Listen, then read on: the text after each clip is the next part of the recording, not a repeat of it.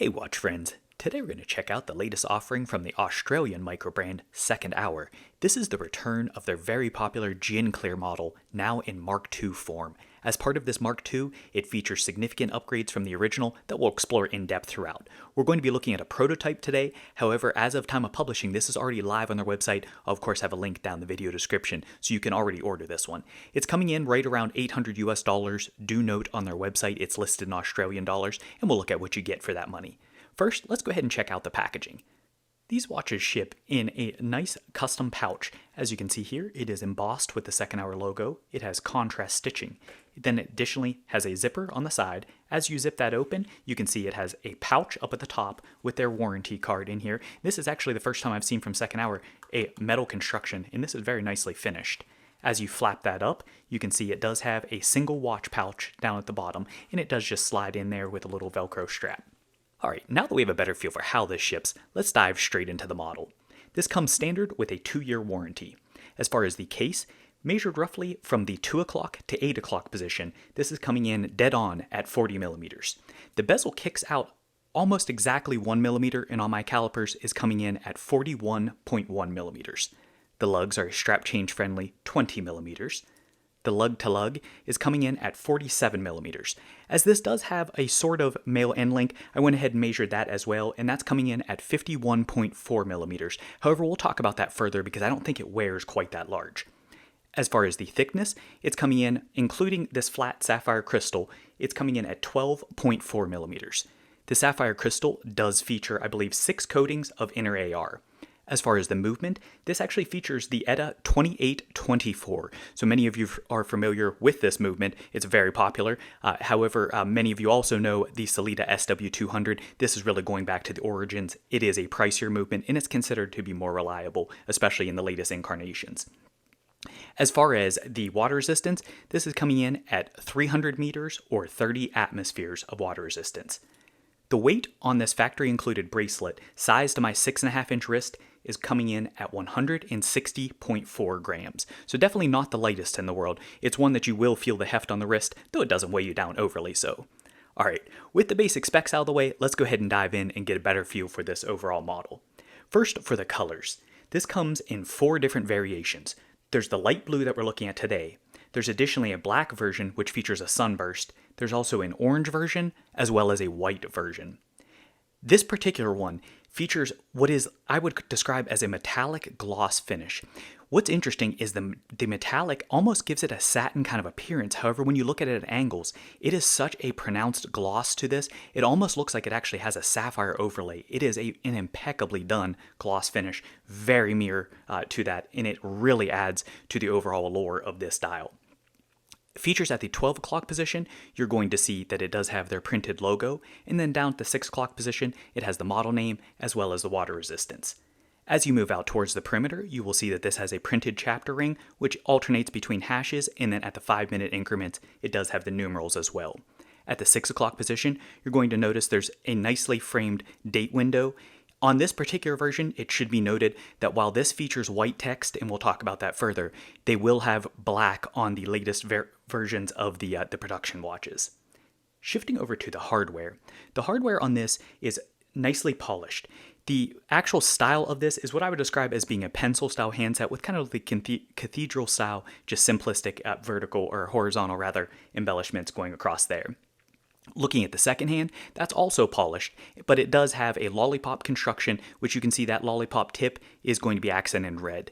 One of the most notable things, though, is going to be the counterbalance, which you can see does match nicely with the printed logo on the dial. So that's a nice custom touch. Looking over at the markers, those indexes are applied, and they're going to be circles all the way around, with the exception of the 6 o'clock position, where you can see it is a smaller one to frame the date window. But then additionally, the most noticeable is going to be those trapezoids at the 12, 4, and 8 position. This has become somewhat of a signature of Second Hour to have that kind of a configuration with the marker layout. Shifting over to the loom on this is excellently applied. As you can see, especially with being a dive style watch, this one does have a lot of punch to it. It has principally BGW9 applied, however you do have what appears to be C3 on the, in their case, cardinal markers at the 12, for an 8 o'clock position. This has performed excellently overall. It endures, as well as you can see, it is very punchy and bright. Shifting over to the bezel, in keeping with its dive styling, this features a 120-click unidirectional bezel. This is what I would describe as a traditional coin edge. It's not the most aggressively cut in there, however I find it's dialed in pretty well. It gives you plenty of traction without cutting into your fingers or anything along those lines. The finish on the bezel itself is a brushed finish. However, as you shift over to the insert, you can see this features a polished ceramic insert that has a accented pip at the 12 o'clock position, and you can see the red is complementary to the dial accent as well as the second hand. As you move around, you can see that it does have hashes for the first 15 minutes, and then it has numerals applied in the 10-minute increments with hashes alternating in between those. As far as the action on this, let's go ahead and take a listen. As you can hear, it has a nice tactile click. It's what I would describe as a medium weight. It's a little bit lighter than I personally prefer, but that's just owing to subjectivity there. It is, I think, pretty well dialed in, and again, it does have a nice tactile feel. It does not really have any play. There's just, with being lightly dialed in, it has a little bit of wiggle to it, but no back play. So as you push on that, it does not rock back in. And on this particular one, I think the bezel alignment has been great as well. Shifting over to the case on this has a very thinly applied mid case. So you can see they did two things here. One, it has brushing that runs the length of the case, and that is nicely applied and finished there. But additionally, though, they do have a significant polish undercut or chamfer here, as well as a little lip at the top as well, and that helps to visually slim this out further. But as you can see here, they really manipulated the proportions as well, so the case back is a little bit thicker than you'd find on many, which helps the mid case to have that thinner appearance, though it still nests nicely into the wrist. Part of that is owing to, you can see these downturned lugs. They do come a little bit proud of the caseback. However, they are close enough that on the wrist, I think it tucks in pretty well, so it gives the appearance as if they come down to the bottom, while still giving that visual thinness that you get from that mid-case design. The flow is very nice all the way around here, especially with that real thin cut that goes through. I think that's well applied for this tool styling. Shifting over to the lugs, you can see that polished accent does carry through here with that chamfer cut, and that really gives a nice delicate appearance. So it still has that tool vibe, it still seems rugged and stout, but it has nice delicate flowing lugs as you come through there. So I think that's nicely done also. Shifting over to the crown side, you can see this does have integrated crown guards that nest nicely around that crown there. So that's nicely done also. The crown itself is coming in at 6.3 millimeters. This is a screw-in construction, as you'd expect for the dive styling and in keeping with the 300 meters of water resistance. It has what I would describe as a checkered finish for the knurling. So rather than sticking with the coin edge finish, they did change that up on the crown versus the bezel. It does have a really unique accent ring. I believe that's like an aluminum, it at least appears to be an aluminum that's inlaid there, and you can see again that does carry through with that red accent, and I think that complements it very well. It is additionally signed, and it's a real nice tight crisp milling. You can see that it is a brushed signature that is up against like a blasted kind of finish there and inlaid in. Shifting over to the case back, this is one of the things that always struck me with the original Gin Clear as well, and I'm glad to see that this carried through. It has an oil embossed pressed finish for that, and you can see that it has a turtle that's sitting right in the middle. I absolutely love that. I think that's a great nod, really cleanly and tastefully done while still being attractive. The construction itself is a screw-in construction for this, and it does have subtle text that is milled in all the way around the case back. So overall, it's a pretty basic construction, but that turtle really steals the show there, and I think is a great compliment. Shifting over to the bracelet on this does taper from 20 millimeters at the lugs down to 18 millimeters at the clasp. As we talked about earlier, it does have what I would describe as a male end link. However, because of this 5-link construction on this bracelet, it's only the 2 inner links that are very narrow that do protrude out. So visually, I think that helps to shorten the appearance. Additionally, it does have external articulation that we'll look at here momentarily. So that I think really helps for the drop. So even though it is a little bit longer, and I know many people are scared away from male end links, this I think wears shorter than the actual specs. The finishing on this does alternate between brushing for your main 3 links as well as polishing on the inner 2 links. Those inner 2 links are very nicely polished, and I've got to say the brushing is extremely clean on this as well, and it does additionally break up on the exterior with chamfers that are polished facets on that as well, which is in keeping with the overall case design. This is held in with screws, and if you don't already have one, I will have a nice Weir screwdriver linked down in the video description. I encourage you to pick one of those up. It definitely makes sizing easier. This does have quick release spring bars in the back, so it makes strap changes a breeze there, and with the 20mm lug size, you'll have no issues being able to find one if the bracelet itself is not to your particular taste. The articulation, as I mentioned, it really drapes nicely over the wrist. It has great articulation all the way around, very comfortable, very freely articulating. It's dialed in perfectly. It has just that little bit of flex without having any noise or any creaks or anything along those lines. I think that's very well done there also. Shifting over to the clasp on this is going to be principally a brushed finish for that, though it again does have polished chamfered or facet edges there as well. It is a double pusher, fold over kind of construction, so traditional for a dive style. It has a milled bridge in there. But one of the real nice things with this is it is additionally similar to what we've seen on Zelos, as well as Christopher Ward and some others. This has a toeless micro adjust clasp. So let's push this out here, or push this in. And you can see that pulls out. So that gives you an idea as far as the full range of articulation this has. And it is a ratcheting style. So while this is on wrist, you can actually tighten that up there. So that is a nice, practical, and functional use. As far as the thickness, you can see this, consistent with other ones we've seen with this type of design, it's not too bad. It's a little bit thicker, perhaps, than it otherwise would be without that, but I think it's well worth the trade-off, and it's not overly thick at all, in my opinion.